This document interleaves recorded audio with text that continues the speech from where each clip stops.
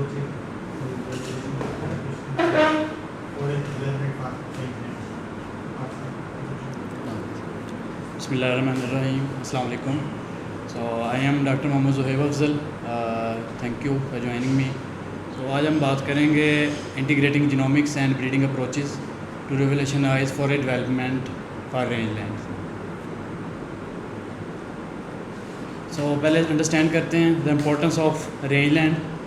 रेंजलैंड और vital ecosystem जो कि सपोर्ट करती हैं एक्सटेंसिव लाइफ स्टॉक को, ग्रेजिंग को, और play a critical role food security, biodiversity and carbon sequestration. लेकिन फॉरेस्ट प्रोटेक्शन इन रेंजलैंड जो है ना वो increasing threat due to climate change, land degradation and unsustainable management practices. तो इस to meet the growing demand for livestock feed, तो ये ज़रूरी है कि हम डेवलप करें high yielding, nutritious and resilient forage varieties through scientific innovations. So I prepared 3 objectives for this seminar. First, to explore the role of genomics in improving forage grasses for rangeland ecosystem. Genomics का क्या रोल हो सकता है तो improve the forage grasses for rangeland ecosystem के लिए. इसके अलावा to review conventional and modern breeding techniques for the forage development. और in addition to present an integrated research framework for sustainable forage improvement, कि कैसे हम जीनोमिक्स और conventional breeding techniques को मर्ज करके, इंटीग्रेट करके बेहतर फॉरेज डेवलपमेंट की तरफ जा सकते हैं. So these are the challenges in forage development for rangelands. कौन कौन से चैलेंजेस हैं? बेसिकली इसमें एक वाइड जेनेटिक डाइवर्सिटी और cross pollination in many forage species making breeding complex. इसके अलावा environmental stresses such as drought, salinity and extreme temperature, या ये भी अफेक्ट करते हैं दूसरे को, ग्रोथ को. इसके अलावा limited availability of genomic tools and reference genome in the forest crops. इसके अलावा inadequate seed system and extension services for varietal dissemination. तो ये चैलेंजेस हैं जो रेंज में हमें फेस करने पड़ रहे हैं फॉरेस्ट डेवलपमेंट के हवाले से. तो next, the role of genomics in forest improvement. तो क्या रोल हो सकता है जीनोमिक्स का? Genomics basically provide a powerful tool to dissect the genetic basis of important traits and accelerate breeding. तो इसमें whole genome sequencing, basically whole genome sequencing क्या करती है? Enable the identification of genes responsible for stress and quality, stress tolerance and quality. इसके अलावा molecular markers हैं जैसे SNPs, वो हेल्प करते हैं in tracking the traits across generation. इसके अलावा genome wide association study and QTL mapping, तो लिंक करते हैं फिनोटाइप और जीनोटाइप्स को और market trait associations. Transcriptomics, RNA sequencing, that provides the insight to gene expression under various stress condition. तो ये हम प्रोवाइड कर सकती हैं कि कौन कौन से जीन एक्सप्रेस कर रहे हैं अंडर द स्ट्रेस कंडीशन, और हमें आइडेंटिफाई करने के लिए कि कौन कौन से इंपॉर्टेंट जीन हो सकते हैं जो उस स्ट्रेस के अगेंस्ट जो है ना अच्छा परफॉर्म कर रहे हैं. इसके अलावा फंक्शनल जीनोमिक्स है through virus induce gene silencing और CRISPR-Cas to validate the gene functions. So this slide is about the advance genomic tools. तो इसमें जीनोटाइप वाइज सीक्वेंसिंग है, ये बेसिकली फैसिलिटेट करती है जीनोम वाइड मार्कर डिस्कवरी को और एसोसिएशन स्टडीज़. इसके अलावा RNA सीक्वेंसिंग है, डिटेक्ट्स जीन्स एंड पाथवेज जो कि एक्टिवेट कर रहे हैं under different biotic and abiotic stresses. इसके अलावा CRISPR-Cas सिस्टम जो कि यूज़ होता है for editing of candidate genes to study the to improve the function of genes. इसके अलावा पैन जीनोमिक्स बेसिकली आइडेंटिफाई करता है entire set of genes found within the species और across the different accessions of within the species. So before breeding we will select the target traits जिनको हमने focus करना था. तो target traits क्या हो सकते हैं हमारी फॉरेस्ट डेवलपमेंट के हवाले से? उसमें एक हाई बायोमास यील्ड और फास्ट ग्रोथ हो, उसके अलावा उसकी न्यूट्रिशन वैल्यू हाई हो, प्रोटीन कंटेंट, डाइजेस्टिबिलिटी और फाइबर क्वालिटी. इन एडिशन उसकी resistance to abiotic stress like drought, salinity and temperature, heat stress etcetera, और डिजीज़ एंड पेस्ट रेजिस्टेंस जो है ना. तो these are the target traits which we will target for our forest breeding. So conventional breeding approaches क्या हो सकती हैं? Basically traditional breeding जो है ना वो remain the crucial for initial trade selection. उसमें क्या हो सकता है? Collection and valuation of diverse germ कि हम डाइवर्स जर्म प्लाज्म की जो है ना कलेक्शन है और उसकी एवेल्यूएशन है। उसके बाद further hybridisation between the selected parents and then followed by the selection, recurrent selection जो कि अकोमुलेट करती है फेवरेबल जीन्स को, वो एक टेक्निक हो सकती है कन्वेंशनल में। इसके अलावा multilocation trials to ensure the broad adaptation. So integration genomics with breeding, कैसे हम इंटीग्रेट कर सकते हैं जीनोमिक्स को ब्रीडिंग के साथ। उसमें आ गया कि हमारे साथ marker sister selection through genomics वो जो है ना आइडेंटिफाई करते हैं डिफरेंट टाइप ऑफ मार्कर्स, और उनको हम यूज़ कर सकते हैं अपने ब्रीडिंग प्रोग्राम को थ्रू मार्कर असिस्टेड सिलेक्शन के थ्रू। उसके अलावा जीनोमिक सिलेक्शन है जो कि एस्टिमेट करती है ब्रीडिंग वैल्यूज़ को यूजिंग डेंस जीनोमिक मार्कर्स। उसके बाद स्पीड ब्रीडिंग है जो कि ब्रीडिंग साइकिल को शॉर्टन करती है थ्रू कंट्रोल इन्वायरमेंट। उसके बाद सिलेक्शन इंडिसेस हैं जो कि कंबाइन करती हैं फिनोटिपिक एंड जीनोमिक स्कोर्स को कम्प्लेक्स स्टेट्स के लिए। तो ये एक फ्लो चार्ट जो है ना वो डेवलप किया है। इसमें स्टार्ट से क्या है कि हम जर्म प्लाज्म कलेक्शन जो है ना किसी भी टारगेट ट्रेट के लिए उसकी करेक्टराइजेशन है।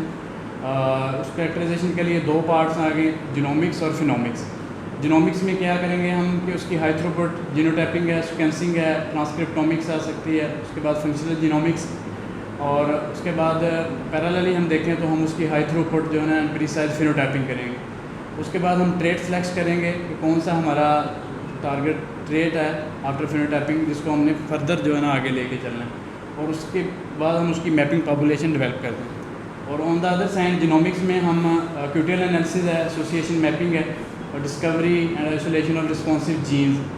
तो आफ्टर दैट इसमें डिफरेंट टेक्निक्स हैं, इसमें क्यूटियल मैपिंग है या जीनोम वाइड एसोसिएशन मैपिंग है या ट्रांसक्रिप्टोमिक्स का है। उसके थ्रू जो हमने रिस्पॉन्सिव जीन्स जो है ना वो आइडेंटिफाई करते हैं, और आइडेंटिफाई करने के बाद जो जीन्स और मार्कर या क्यूटीएल्स रिस्पॉन्सिबल हो सकते हैं हमारे टारगेट रेट के लिए, उनको लेके हम आगे फर्दर जो है ना ब्रीडिंग प्रोग्राम में जाते हैं। उसमें हम क्या करते हैं, on the base of previous information हम स्ट्रेटजिक क्रॉसिंग करते हैं, और क्रॉसिंग के बाद जो है ना उसके बाद हम जो है ना यूज़ कर सकते हैं अपने मार्कर से सिलेक्शन, मार्कर से रिकरेंट सिलेक्शन और जीनोम वाइड सिलेक्शन। तो जो हमारे पास जीनोमिक्स से इन्फॉर्मेशन आई है उनको हम ब्रीडिंग के में यूज़ कर सकते हैं। On the base of this information then we can select और मतलब डेवलप द न्यू कल्टीवार और वैराइटीज़। सो इस स्लाइड में basically the propose framework for forest development क्या हो सकता है इंटीग्रेशन में, कि हम acquisition and documentation of germplasm diversity, germplasm की कलेक्शन है और उसकी आगे डॉक्यूमेंटेशन है। और उसके बाद high throughput phenotyping under target environment, उसकी हम जो है ना फिनोटाइपिंग करेंगे, फिनोटाइपिक डाटा जो है ना उसको रिकॉर्ड करेंगे for the target traits under target environment. Sequencing and genotyping for genome wide information, उसकी जीनोटाइपिंग है जो कि हमें थ्रू सीक्वेंसिंग है दैन जीनोटाइपिंग जो कि हमें जीनोम वाइड उसकी इन्फॉर्मेशन प्रोवाइड करेगी कि what is inside this about the genes और अदर इन्फॉर्मेशन। उसके बाद हम ट्रेट की डाइसेक्शन होगी थ्रू जीवास, genome wide studies, transcriptomics and then functional studies, उनके फंक्शन रोज को आइडेंटिफाई करेंगे, और at the end the development and release of superior varieties. तो एक्सपेक्टेड आउटकम्स क्या हो सकते हैं इंटीग्रेशन के बाद, न्यू फॉरेस्ट वैराइटीज़ जो है ना वो डेवलप हो सकती हैं जो कि इम्प्रूव्ड अडेप्टेबिलिटी हो जिनकी, और अच्छी न्यूट्रिशन प्रोफाइल हो। सेकेंडली इस ये जो है ना हम इसके थ्रू ब्रीडिंग जो पाइपलाइन है उसको स्ट्रेंथन कर सकते हैं रेंजलैंड स्पीशीज़ के लिए। Thirdly increase resilience for the rangeland ecosystem, contribution to national food security and rural livelihood, knowledge sharing and capacity building through collaborative networks. So at the end conclusion, basically the integration of genomics and breeding approaches is pivotal for revolutionizing the forest development for the rangeland.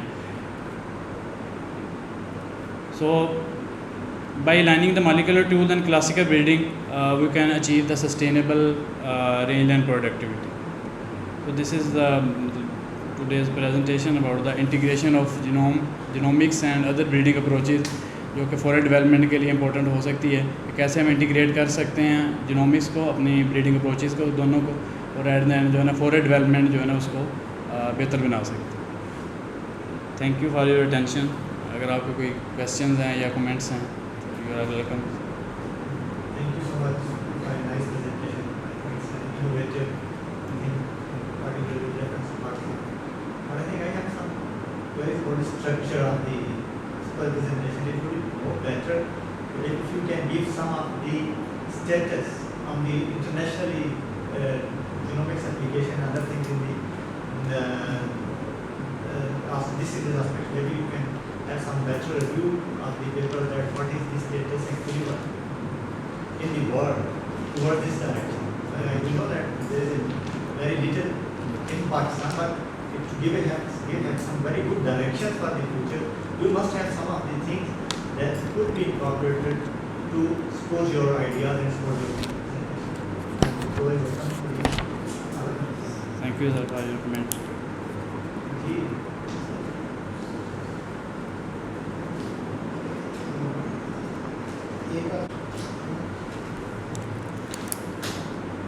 जो भी presentation थी आपकी माशाल्लाह से सिर्फ मुझे एक आध चीज़ जो है वो थोड़ी सी क्लैरिफाई करके कि आपने कहा कि इसमें जो इसकी आपके फॉरेजेस है उसकी जो वाइड जेनेटिक बेस है वो एक प्रॉब्लम है आपकी क्रॉसिंग के लिए, तो वो आप मतलब किस तरीके से एस्टिमेट करते, क्योंकि जो जेनेटिक डाइवर्सिटी जितनी वाइड होगी उतना ज़्यादा आपके पास चांसेस होंगे टू गेट बेटर जीनोटाइप्स। जी जी।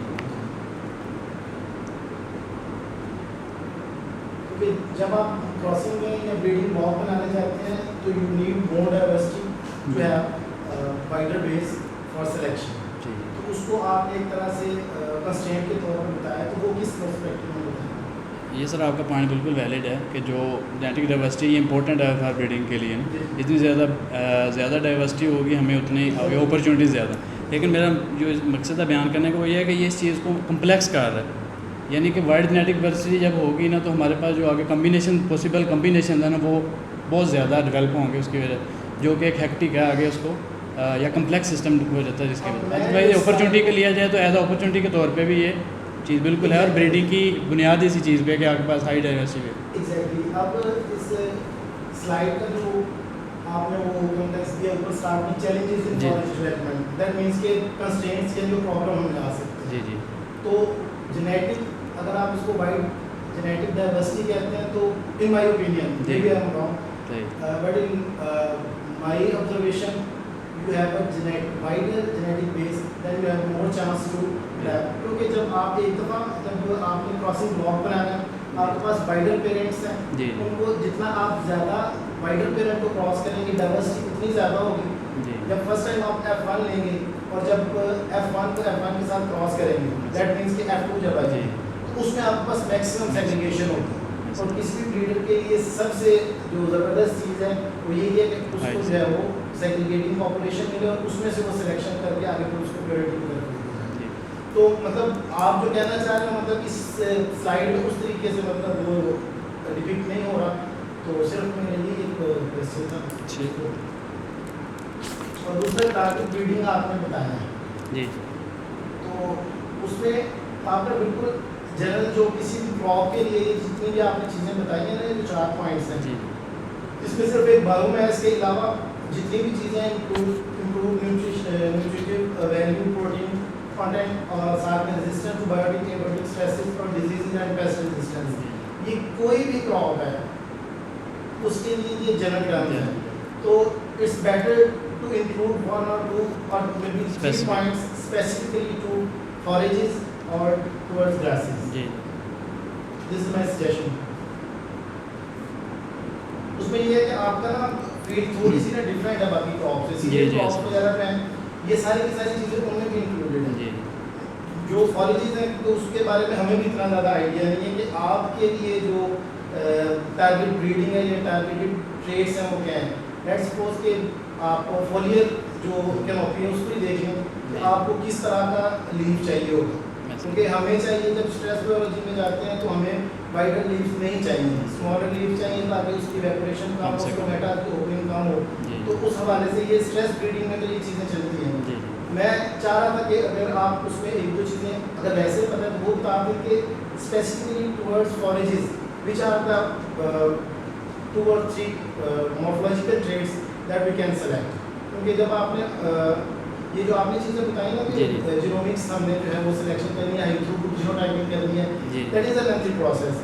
जब हम फील्ड में तो हमें मॉर्फोलॉजिकली कुछ चीज़ें जो है वो आइडेंटिफाई करनी पड़ती हैं, तो अगर उसके हवाले से एक दो चीज़ें आप इसमें ऐड कर दें, मॉर्फोलॉजिकली हमें कौन से ट्रेड्स इस तरह के हैं कि जब आप नेकेड आई से ही देखते हैं, लेट्स सपोज आपके पास hundreds and hundreds of genotypes लगी हुई हैं, तो आप उनमें से सिलेक्शन करना चाह रहे हैं, तो उस वक्त तो आपके पास इतना टाइम नहीं होगा कि उसकी से आप जीनोमिक्स हाइड्रोग्रुप फिनोटाइपिंग या जीनोटाइपिंग करवाएं, तो उसमें तो एक दो ट्रेड्स इस तरह के हों कि आप उससे आइडिया ले लें कि आपको जो है वो रिक्वायर्ड ट्रेड्स हैं। उसमें से यही है कि ये तो की ट्रेड्स हैं बेसिकली, जैसे आपने मेंशन कर लिया, फॉरेज में भी हमारे को ये की ट्रेड्स में तो आएंगे, जी बिल्कुल। बाकी हम हर जो फॉरेज क्रॉप है उसके अकॉर्डिंगली भी फिर जब जाएंगे, जब स्पेसिफिकली हम किसी क्रॉप को टारगेट करेंगे तो वो हमारा जो है ना वो आगे फिर स्पेसिफाई होगा कि हम इसमें फर्दर किस में जा रहे हैं। जो आपकी बात है कि फॉरेज के हवाले से कौन से और इम्पोर्टेंट हो सकते हैं, उसमें एक इंपॉर्टेंट ट्रेड हमारा जो है ना डेज टू हेडिंग एक इंपॉर्टेंट ट्रेड है जो इसमें आ सकता है, क्योंकि जितना डिले होगा उतनी वेजिटेटिव जो है ना स्टेज हमें ज़्यादा देर के लिए मिलेगी, जो इंपॉर्टेंट है फिजिकली, यानी कि डिले मेच्योरिटी जो है ना आप इसमें इंपॉर्टेंट है। अगर हम ग्रेन की बात करें उसमें हम लेस मेच्योरिटी को प्रेफर करते हैं, तो हमें जितना हम डिले करेंगे फिर यानी कि इसकी हेडिंग डेट और फ्लावरिंग वगैरह, तो वो एक इंपॉर्टेंट ट्रेड है जिसको हम कर सकते हैं। उसके बाद ये बायोमास जो है ना ये एक ज़्यादा इंपॉर्टेंट ट्रेड है। उसके अलावा अगर हम लीफीनेस को देखें तो लीफ टू स्टेम रेशो जो है ना ये एक इंपॉर्टेंट ट्रेड इसमें है, क्योंकि जितना ज़्यादा लीफीनेस ज़्यादा होगी जो है ना जानवर की जो उसकी वो पैलेटेबिलिटी जो है ना उसको लाइकनेस वो ज़्यादा आती है एज़ कम्पेयर टू जिसके लीफ नुकीले हों और कम हों। तो लीफ टू स्टेम रेशो ये एक इंपॉर्टेंट ट्रेड जो है ना इसको हम कंसीडर कर सकते हैं। Unlike other crops in forages, I guess delayed maturity or delayed fruiting is more desirable than cereal crops. तो इसमें क्योंकि आपको वेजिटेटिव पार्ट चाहिए, वो जितना ज़्यादा हाँ। पीरियड प्रोलॉन्ग होगा वेजिटेटिव का उतने ज़्यादा कट्स ले, तो आपको डिलेड जो इसमें फ्रूटिंग है वो डिजायर, उसमें आप ये भी मेंशन कर सकते हैं, वो एक यूनिक ट्रेड है। ठीक है, मैं understand. Thank you sir. Sir जैसे भी आपने कहा कि जीनोमिक्स को इम्प्रूव कर सकते हैं इसमें, तो लाइक अभी आपने इसका काम कुछ ऐसा किया है कि उसने जीन आइडेंटिफाई कर लिया कि जो मॉडिफाई करके आप अगले क्रॉप्स को बेचना चाहते हैं? अभी हम अपना करंट स्टेटस बताएं तो उसमें तो ये है कि अभी क्योंकि हमारे पास जीनोमिक्स के हवाले से फैसिलिटीज़ नहीं है, अभी हम स्टार्ट से किया है। उसमें हम अगर वो ये फ्लोट चार्ट आपको दिखाएं, ये जो तुम जो राइट पार्ट है ना उस पर अभी फ़िलहाल हम फोकस कर रहे हैं, क्योंकि हम स्टार्ट से किया है। तो इसी वक्त हमारी जो है फिनोटाइपिंग चल रही है, अपने राई ग्रास में हमने प्रोग्राम स्टार्ट किया है, उसकी फिनोटाइपिंग चल रही है। तो आगे जैसे हमें कुछ मिलती है अपॉर्चुनिटीज़ इस वाले से कि उसकी जीनोमिक्स की तरफ भी जाएँ तो बायोइन्फॉर्मेटिक्स पार्ट जो होता है जी जी ट्रांसफॉर्मेशन, हाँ वो तो you have to like in silico, वो तो स्टार्ट किया जा सकता है लाइक आफ्टर द फिनोटाइपिंग, तो आपका आगे है? हाँ नहीं इंशाल्लाह इसमें भी हम फिनोटाइपिंग के बाद सेलेक्ट करेंगे ना अपने जो टारगेट जीनोटाइप्स को, तो उनको भी ट्रांसक्रिप्टोम्स में हम आगे लेके जाएंगे प्लान में इंशाल्लाह।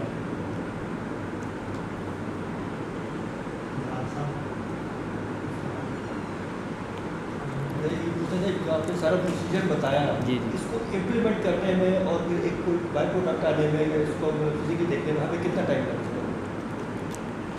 उसमें सर ये है कि अगर कन्वेंशनल ब्रीडिंग पे हम चलते थे तो उसमें हमें नॉर्मली 8 से 10 साल जो है ना वो रिक्वायर होते हैं किसी भी वैरायटी डेवलपमेंट के लिए। तो जब हम इंटीग्रेट कर रहे हैं जीनोमिक्स को अपने कन्वेंशनल ब्रीडिंग में, ब्रीडिंग अप्रोचेज़ में, तो ये शॉर्टन साइकिल हो जाएगा। आप रफली कह सकते हैं कि 4 to 5 ईयर्स में हम जो है ना उसकी तरफ, क्योंकि जो ये मार्केट से सिलेक्शन है ये बेसिकली इसीलिए हेल्पफुल है कि आप अर्ली स्टेज पे सिलेक्शन कर सकते हैं। आपका मार्केट आ जाते हैं जो रिस्पॉन्सिबल हैं किसी भी ट्रेड के लिए, तो वो हमें अर्ली स्टेज पे जो है ना सिलेक्शन में हेल्पफुल करते हैं। उससे ये है कि आपका जो है ना वो टाइम और रिसोर्स भी सेव हो जाते हैं, अर्ली आप जो है ना वो उसकी तरफ जा सकते हैं। इसके बाद से स्टार्ट करने के बाद टाइम स्टार्ट करने के बाद स्पीड ब्रीडिंग का क्या स्कोप है? सर स्पीड ब्रीडिंग भी मीन इंटीग्रेट जी सर, उसको बेसिकली स्पीड ब्रीडिंग जो है ना वो हमारे लाइफ साइकिल को शॉर्ट कर रही। तो विद इन मतलब विद इन अ ईयर हम जो है ना वो जैसे अगर फील्ड में है तो एक क्रॉप एक सीज़न में हम देख सकते हैं पूरे ईयर में। तो उसमें ये है कंट्रोल्ड इन्वायरमेंट में हम जो उसकी जनरेशन हैं वो एक ईयर में ज़्यादा ले सकते हैं, क्योंकि हमारे पास कंट्रोल्ड इन्वायरमेंट अंदर मौजूद है। तो जैसे हम जैसा ने अभी बात बताया, ब्रीडिंग में हमारा क्या होता है कि जब हम क्रॉसिंग करने के बाद हमारे पास पॉपुलेशन आती है उसको हमने प्योर करना होता है आगे 6 से 7 साल के लिए, F2 से लेके F7 F6 तक। तो उसमें ये है कि जैसे हमारा ये साइकिल शॉर्ट यानी कि हमारे पास स्पीड ब्रीडिंग की फैसिलिटी हो, तो वो हम जहाँ पे 1 साल के बाद एक जनरेशन आ रही है तो विद इन अ ईयर हम 4 से 6 जनरेशन जो है ना उसको ले सकते। तो जहाँ पे हम 5 साल लग रहे थे या 6 साल लग रहे थे तो वो 2 साल में आपके पास वो चीज़ें यानी कि वो आपके पास आ जाएंगी उसकी जनरेशन जैसे। बाकी लेकिन फाइनली तो उसकी एंड जो वैल्यूएशन है वो तो फील्ड में हम करें।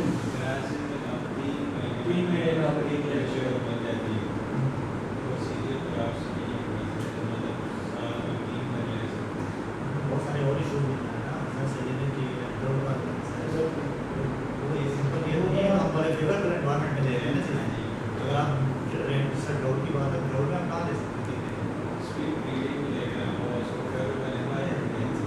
हम यही चीज़ें एक्सप्लोर कर रहे हैं कि इसका क्या पोटेंशियल है। ये तो नहीं कह रहे कि लगाने से ये भी कह रहे हैं कि ये उसमें सर आ सकती है, क्योंकि हमें अब सर ने जो बात की, हम बेसिकली जनरेशन का मतलब ये होता है कि आपने क्रॉप लगाई और उसका सीड हमारे पास आ गया, तब एक जनरेशन जो है ना उसकी कंप्लीट हो जाए। वो फॉरेज में भी हाँ जी हम कुछ स्टेजेस जो हाँ हैं जी लाइफ साइकिल की वो कम करते कम हैं। कर ये सर वो स्पीड अप कर देते हैं, उसकी फ्रूटिंग में उसको स्पीड अप कर देते हैं। जनरेशन जो आपकी 6-7 माह में आनी है वो 2-3 माह में। इसमें सर हम वैसे एक कोलैबोरेशन हमारी हो सकती है, क्योंकि राई ग्रास भी विंटर हमारी ग्रास है और वीट हाँ जी सर अप्रैल मई में जाके अभी मिली है।